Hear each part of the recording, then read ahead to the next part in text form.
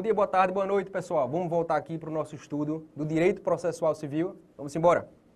Pessoal, a gente estava vendo a diferença entre processo e procedimento. O que é que eu disse? Eu disse que, além da diferença quanto à competência, que a gente viu que é competência privativa da União, legislar sobre direito processual, independentemente de que ramo seja, e trata-se de competência concorrente dos demais entes federativos legislarem sobre procedimentos em matéria processual. A gente viu essa diferença quanto à competência. E a gente também viu a diferença entre processo e procedimento na prática. Enquanto processo ele dá uma ideia de quê? De todo. Procedimento ele dá a ideia de quê?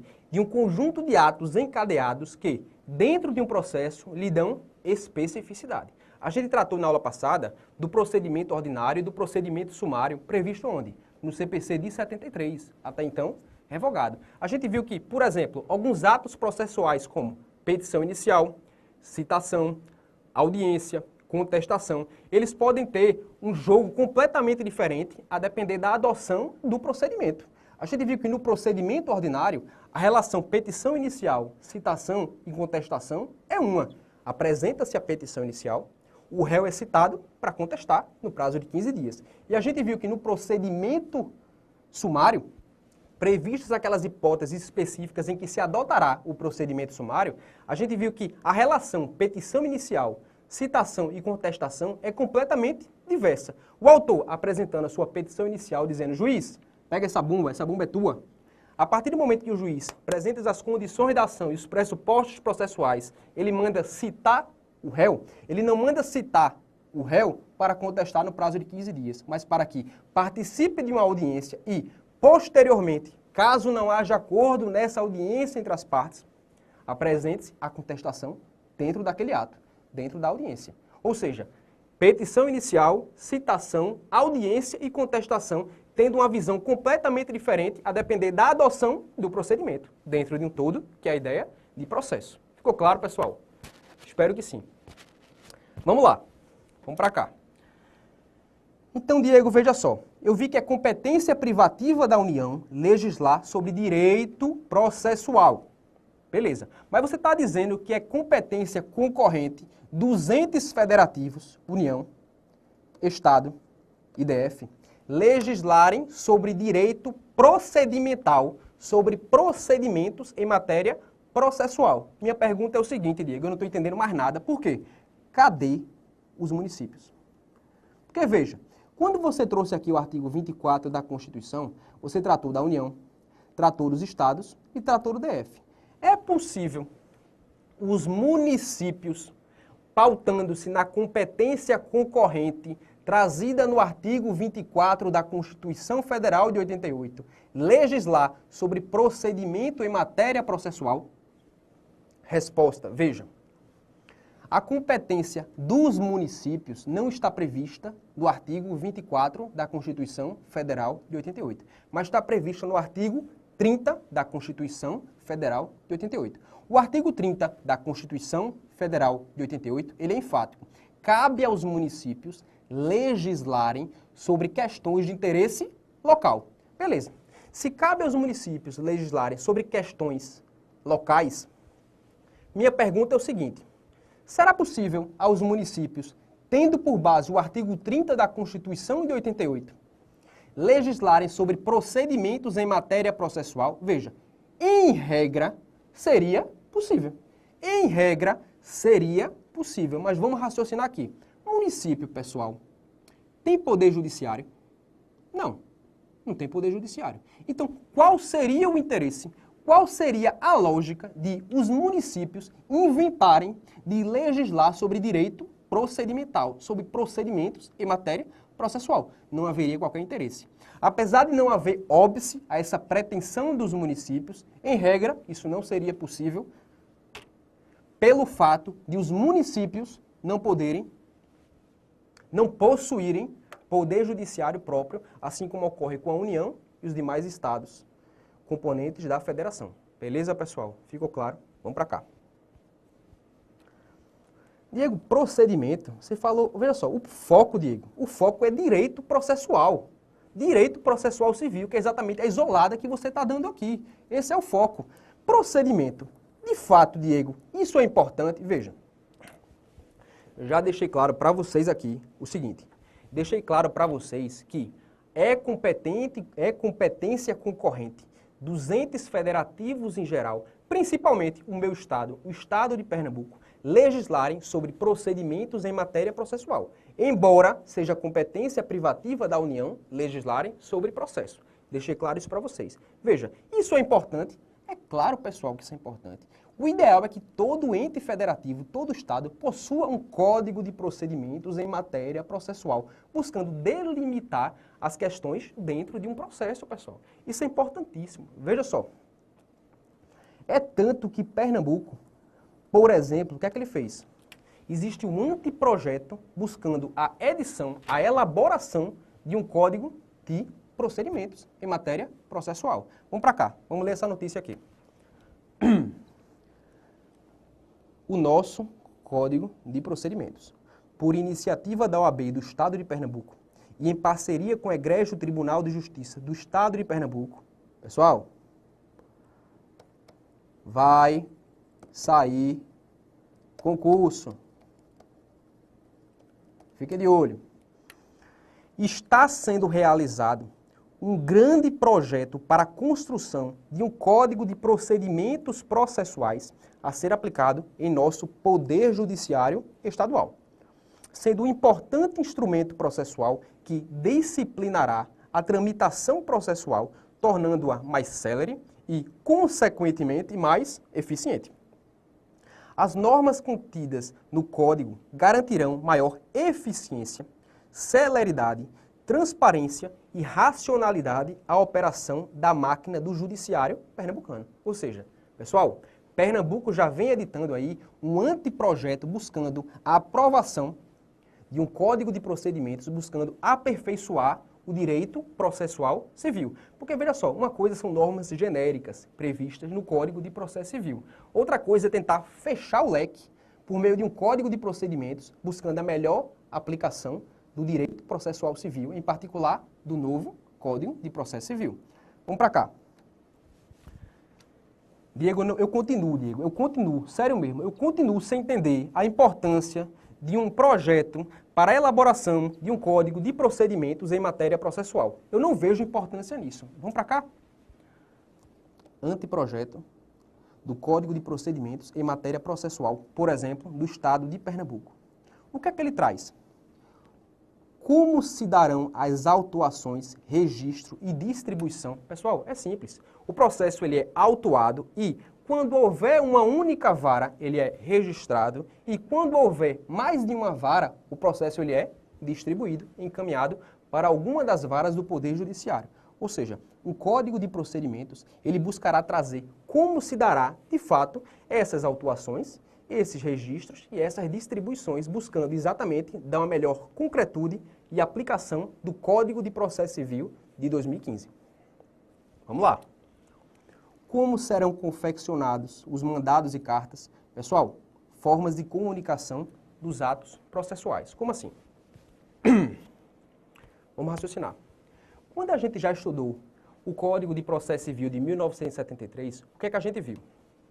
A gente viu que será possível a comunicação dos atos processuais, seja por meio das citações, das intimações, seja também por meio da expedição daquelas cartas. Não sei se vocês lembram, carta precatória, carta rogatória e por aí vai. Veja, em regra, uma citação, ela ocorrerá por quê? Ela ocorrerá por correio via aviso de recebimento. E, em situações específicas, especiais, será possível, por exemplo, a citação por meio de oficial de justiça, a citação por hora certa, que nada mais é que uma das modalidades de citação por oficial de justiça, a citação por edital, a citação por meio eletrônico, vocês já ouviram falar em PJE, Processo Judicial Eletrônico? Pronto, citação por meio eletrônico, pessoal. Veja como isso é regulado no novo Código de Processo Civil e precisa ser o quê? Fechado, tendo por base um código de procedimentos. Vamos lá. Regras sobre protocolo dos processos, como serão fornecidas as certidões. Pessoal, vamos raciocinar aqui. Imagine que você é advogado. Você é advogado. E você quer fazer concurso para Ministério Público, para promotor, e você quer fazer um concurso para magistratura, você quer ser juiz. Estão lembrados que a Constituição Federal de 88, ela traz que é preciso a comprovação de 3 anos de prática jurídica? Estão lembrados disso? Vejam. Imagine que você advogado, que tem essa prática jurídica, ou acredita ter essa prática jurídica, você vai na primeira vara civil aqui da comarca da capital. Aí ele lhe dá uma certidão. Aí você também tem outros processos em outras varas. Você vai, por exemplo, na 8ª vara civil da comarca aqui, da capital, e ele dá uma certidão completamente distinta. Aí você pula para a 15ª vara, ele lhe dá uma certidão completamente distinta. Aí você chega naquela data que você tem que apresentar a documentação num concurso que você foi aprovado. Veja só, aí você pega essa documentação e leva para o tribunal responsável pelo concurso da magistratura. E o tribunal diz, poxa, não vou aceitar essa sua certidão não. Sabe por quê? Essa sua certidão está faltando um dado que a 8ª vara ela trouxe. Está faltando um dado que a primeira vara não trouxe. Ou seja, você deveria ter feito a 15ª vara que trouxe esse dado. Veja o rolo, pessoal. Isso é impossível de administrar. Então, se o novo Código de Processo Civil, os códigos de processo civil em geral, eles não trazem regras específicas sobre isso, o Código de Procedimentos, particularmente aqui, o Código de Procedimentos do Estado de Pernambuco, ou seja, esse anteprojeto, ele buscará delimitar, pessoal, cercar, fechar exatamente a atuação, a melhor utilização desse código para os jurisdicionados, pessoal. Fique de olho nisso. Outras regras. Como serão arquivados os processos? Depois, como serão expedidos alvarás de levantamento de valores? Pessoal, vamos exemplificar aqui para ficar claro. Vamos lá. Vamos raciocinar, pessoal. O autor, quando ele entra com sua petição inicial, provocando quem? O Poder Judiciário, o Estado juiz. O que é que ele busca? Ele busca alguma tutela. Essa tutela pode ser de uma prestação no sentido de obrigar o devedor, obrigar o réu a fazer alguma coisa. Pode ser no sentido de obrigar o réu a não fazer alguma coisa. Pode ser no sentido de obrigar o réu a pagar uma quantia. Pode ser no sentido de obrigar o réu a restituir ou entregar determinada coisa. Enfim, existe uma série de tutelas possíveis ao autor quando formula sua petição inicial e joga o pepino para o juiz. Beleza? Vamos raciocinar aqui. Imagine que a tutela requerida pelo autor na sua petição inicial seja a seguinte. Doutor juiz, eu quero que o senhor condene um réu a prestar uma tutela no sentido de obrigá-lo a pagar quantia. A pagar, por exemplo, uma quantia certa. Vamos raciocinar. O juiz, ao final do processo, ele proferirá um provimento jurisdicional final, que é a sentença. Essa sentença, se analisar o mérito, isso a gente vai ver um pouco mais para frente, se analisar o mérito, essa sentença poderá ser de procedência. Autor, você tem direito. Ou pode ser de improcedência. Autor, você não tem direito. Vamos imaginar que essa sentença foi de mérito e julgou procedente. Autor, você tem direito. Beleza. Se o autor tem direito, você concorda que o réu, ele perdeu, e o réu vai ter que pagar uma quantia certa? Beleza. Vamos raciocinar. A partir do momento que o juiz profere essa sentença e essa sentença é publicada, o devedor, o réu, ele tem um prazo de 15 dias para entrar com recurso cabível. Das sentenças, cabe o recurso de apelação. Vamos lá. Entre a sentença e a não apresentação do recurso nesse prazo de 15 dias, o que vai ocorrer? O trânsito em julgado, que é exatamente o quê? Réu, tu não entrou com recurso cabível. Consequentemente, passado o prazo, trânsito em julgado, a questão é definitiva, a questão é imutável, não se muda mais. Mas beleza. Você concorda comigo que, após esse trânsito em julgado, abrir-se-á a parte, o prazo de 15 dias para pagar voluntariamente? Ou seja, proferiu-se uma sentença, transitou-se em julgado, vai-se para a fase o quê? Executiva. Ou seja, o autor ganhou por meio de sua sentença, mas não levou. Para isso, ele precisa instaurar uma fase de execução, logo após o trânsito em julgado. O devedor, o réu, ele tem um prazo para pagar voluntariamente. Caso não pague, execução, fase de cumprimento de sentença. Vamos para cá. Suponha que nesse prazo voluntário, nesse prazo em que o réu, o devedor tem para pagar voluntariamente, ele de fato deposite o valor da pretensão autoral, da pretensão do autor, numa conta judicial criada pelo juízo. Ele vai lá, o réu diz assim, poxa, eu perdi. perdi, eu estou inconformado com essa sentença, não vou apelar, não vou entrar com recurso cabível, transitou em julgado, mas veja só, eu acho de fato que esse autor tem direito, deposita o valor numa conta judicial, certo? Veja, a partir do momento que esse valor está numa conta judicial, não será preciso que, por estar numa conta judicial e não estar na conta do autor, o autor deverá aparecer lá na secretaria do cartório, na secretaria daquela vara e dizer, doutor, veja só, o réu, o devedor, pagou voluntariamente o valor. Eu quero esse valor, eu quero esse dinheiro. Aí o que é que o juízo faz? O juízo manda o serventuário da justiça, o chefe de secretaria, elaborar um alvará de levantamento. Tendo por base esse alvará de levantamento, o autor chega no banco onde está o depósito judicial e faz assim, ó, Banco do Brasil, Caixa Econômica Federal, eu quero o dinheiro que o réu depositou voluntariamente. Eu tenho aqui um alvará judicial.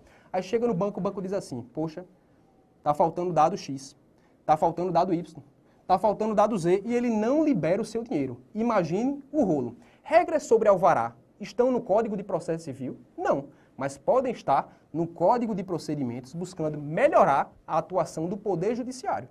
Beleza? Ficou claro aqui esse exemplo para vocês? Vamos embora.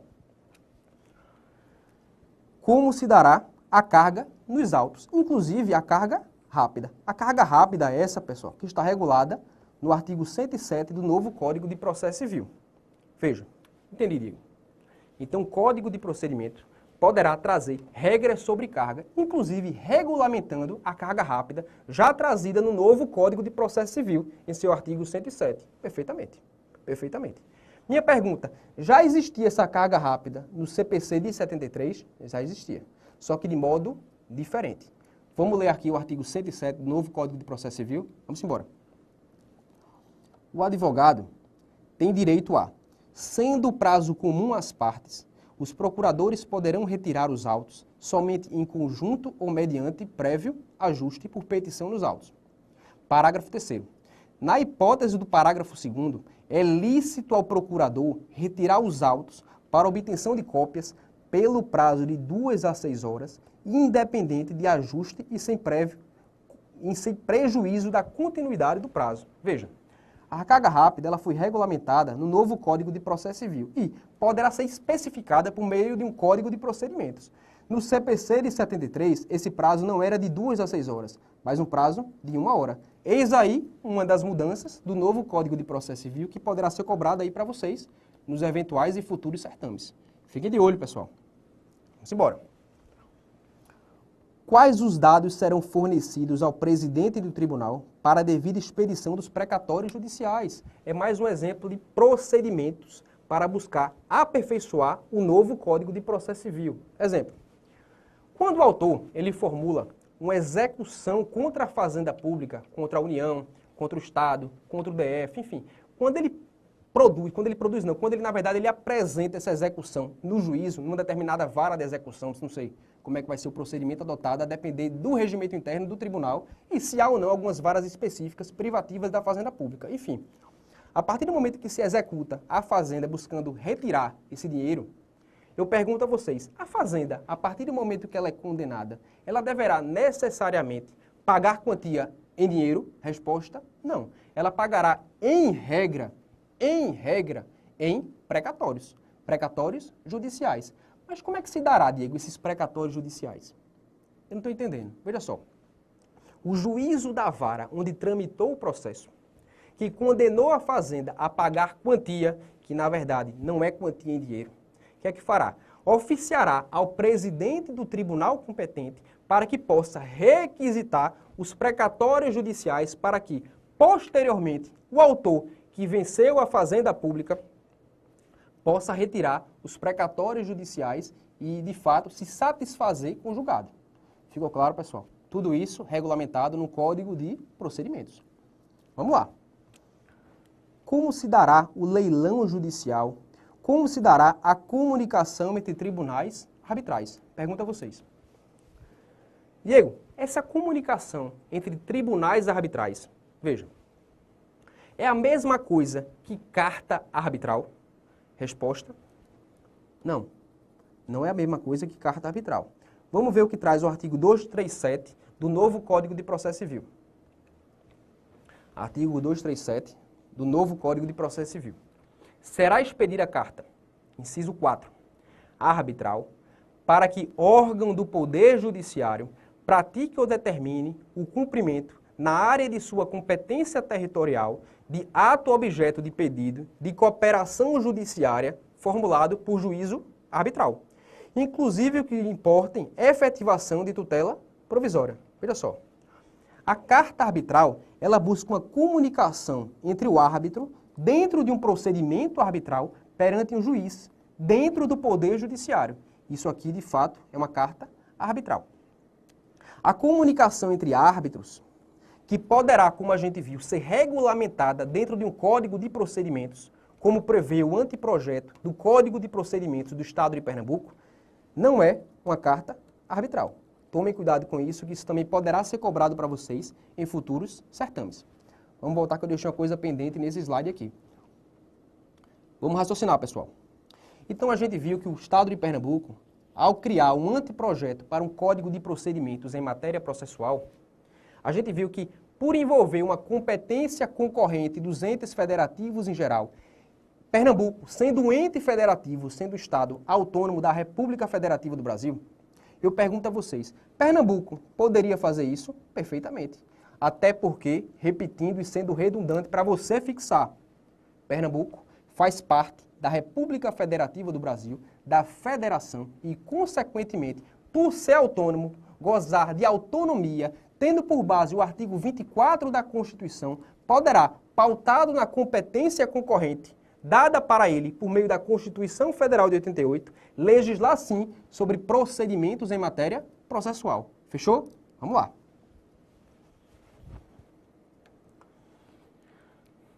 Fases do direito processual civil. Pessoal, isso, quer queira ou não, apesar de não ser um assunto chave, um assunto base, existem algumas questões de concurso buscando abarcar essas fases do direito processual civil. Eu vou tentar aqui ajudar vocês da melhor forma possível. Vamos lá? Bem direto ao ponto, pessoal. Vamos lá. Primeira fase do direito processual civil. A fase do praxismo, sincretismo, civilismo e imanentismo. Segunda fase do direito processual civil. A fase do processualismo, da autonomia, da ciência, do cientificismo do direito processual, a partir do século XIX. Terceira fase do direito processual civil, a fase do instrumentalismo, a partir do início dos anos 60 do século XX, 1960, 1965, por aí vai. Quarta fase, neoprocessualismo, a partir da década de 90 do século XX, 92, 93, 95, por aí vai. Formalismo valorativo, que nada mais é que uma corrente gaúcha, aperfeiçoando a noção do neoprocessualismo. Vamos lá? Vamos embora, pessoal. Primeira fase do direito processual civil, a fase do sincretismo, praxismo, civilismo e imanentismo. Vamos lá. Pessoal, muita atenção agora, viu? Muita atenção, que isso costuma cair para vocês também, para tribunais. Preste atenção. Vamos lá. Pessoal, antigamente, há muito tempo atrás, quando prevalecia essa corrente imanentista do direito processual, do direito de ação, só existiria direito processual se existisse direito material. Ou seja, o direito processual, ele estava fortemente atrelado ao direito material. Diego, eu não estou entendendo nada, eu não estou entendendo absolutamente nada do que você está dizendo. Você está dizendo direito processual, direito de ação, direito material. Que danado é isso? Vamos para cá, vamos raciocinar.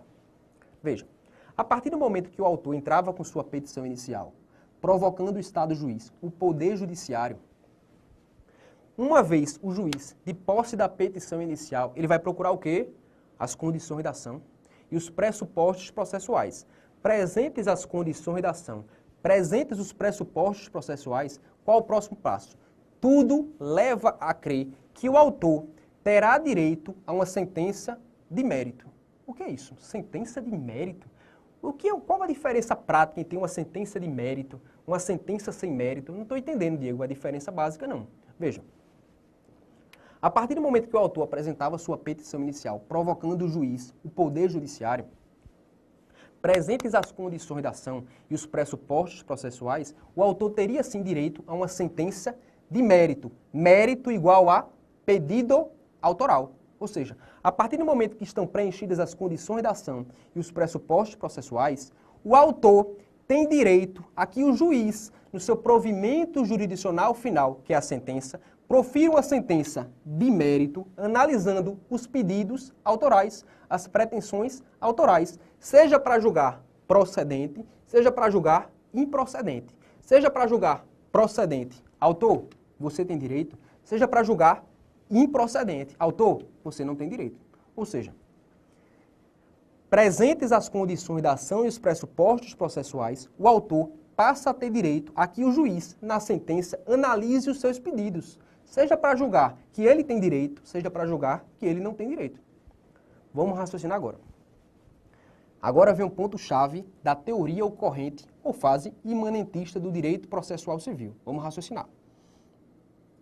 Quando eu digo que o direito processual está fortemente atrelado ao direito material, isso quer dizer o seguinte: só existiria direito processual, só existiria direito de ação se, ao final do processo, o juiz, na sentença, naquele seu provimento jurisdicional final, julgasse o mérito, analisasse os pedidos do autor e entendesse por procedente a sua demanda. Autor, você tem direito. Por quê? Porque, autor, se você tem direito material. Consequentemente, se você tem direito e você tem direito material, óbvio, você tem o direito processual, o direito de ação, até porque direito material está completamente atrelado ao direito processual. Ficou claro, pessoal? Esse é o ponto-chave da teoria ocorrente imanentista, civilista ou praxista.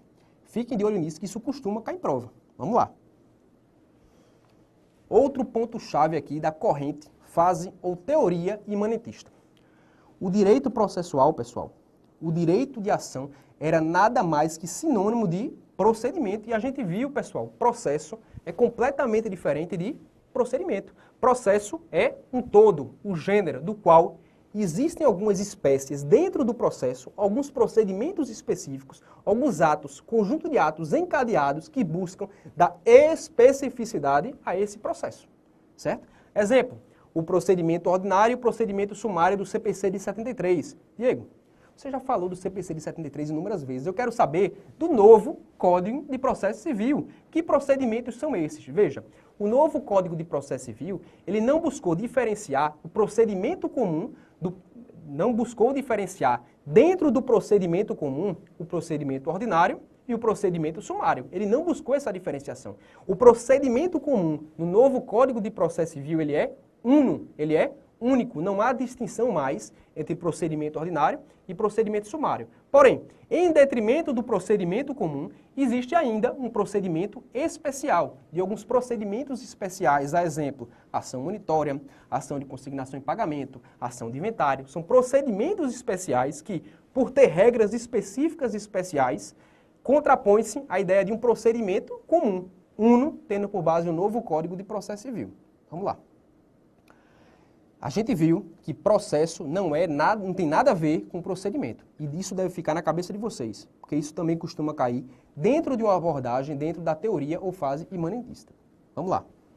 Para essa segunda fase aí do direito processual civil, a fase do processualismo, a fase do autonomismo ou cientificismo, certo? Pessoal,